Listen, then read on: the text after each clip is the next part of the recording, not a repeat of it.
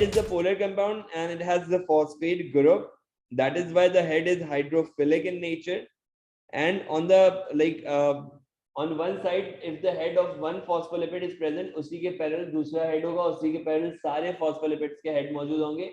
जहां पे सबकी टेल होगी उसी के पैरेलल सबकी टेल मौजूद होगी. और सर्दी लग रही है तुम्हें? और अब सही. तो जो है आपके पास जो फॉस्फोलिपिड आता है, एक सैचुरेटेड होता है, दूसरा अनसैचुरेटेड होता है. ठीक है. और जो आपके पास फॉस्फोलिपिड आ जाता है, उसके अंदर क्या होता है कि आपके पास जो सैचुरेटेड टेल होती है वो तो सीधी सीधी आ रही होती है. जो अनसैचुरेटेड टेल होती थी उसके अंदर एक हल्का सा किंक बनता है. सही है. वो किंक हल्के से टिल्ट को कहते हैं, जो कि फ्लूइडिटी इंक्रीज करता है ऑफ द सेल मेम्ब्रेन. अच्छा जी, ले दे के सारी परेशानी आती है फ्लूइडिटी पे. मसला ये है कि एग्जामिनर भी फ्लूइडिटी पूछेगा. फ्लूइडिटी क्या है, इस बात को बहुत आसान लफ्जों में क्लियर कर लो कि सेल मेम्ब्रेन के कंपोनेंट्स अपनी जगह से दूसरी जगह पर मूव करते हैं.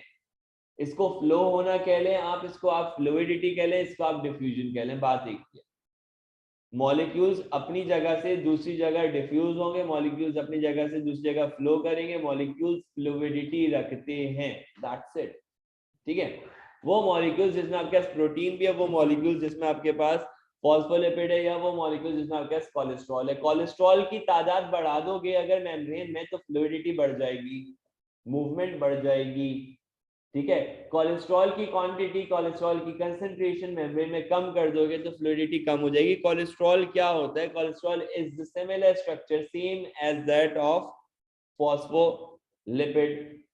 कोलेस्ट्रॉल में आपके पास एक आता है पोलर कंपाउंड, दूसरा आता है आपके पास non polar compound. Polar compound होता है हाइड्रोफिलिक, दूसरा होता है नॉन पोलर कंपाउंड, वो होता है हाइड्रोफोबिक.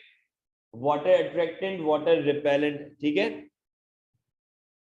अच्छा जी, यहाँ पर आपके पास जो स्ट्रक्चर है, जो आपके पास कंपोनेंट है, इसके अंदर एनिमल सेल्स या कोलेस्ट्रॉल जो है वो बेसिकली एनिमल सेल्स में ज्यादा पाया जाता है बनिस्बत या as compare to plant cell. सही है. प्लांट सेल में ऑलमोस्ट कोलेस्ट्रॉल ना होने के बराबर होता है, लेकिन सर्दियों में यानी कि कोल्ड रिस्पॉन्सेज में प्लांट में कोलेस्ट्रॉल की क्वांटिटी बढ़ जाती है.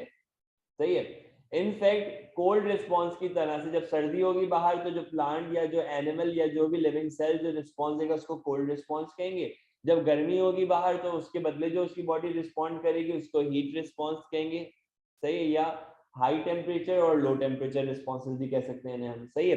तो कोल्ड रिस्पॉन्स में क्या होगा कि कोलेस्ट्रॉल बढ़ जाएगा और कोलेस्ट्रॉल फ्लूइडिटी इंक्रीज करवाएगा खुद बढ़ के. सही है. दूसरी तरफ कोलेस्ट्रॉल कम हो जाता है और फ्लूइडिटी डिक्रीज करवाता है. कैसे? कि उसकी वजह से फिर एफिनिटी बढ़ जाती है किसमें? फॉस्फोलिपिड्स में. ठीक है. जो मूवमेंट ज्यादा हो रही होती है हीट की वजह से, उसको रेगुलेट करने के लिए. तो एक तरह से कोलेस्ट्रॉल क्या हुआ? Cholesterol is a regulator. Cholesterol क्या है? Cholesterol is a regulator of fluidity. ये सिंपल सा स्टेटमेंट हो गया आपके पास. सही है.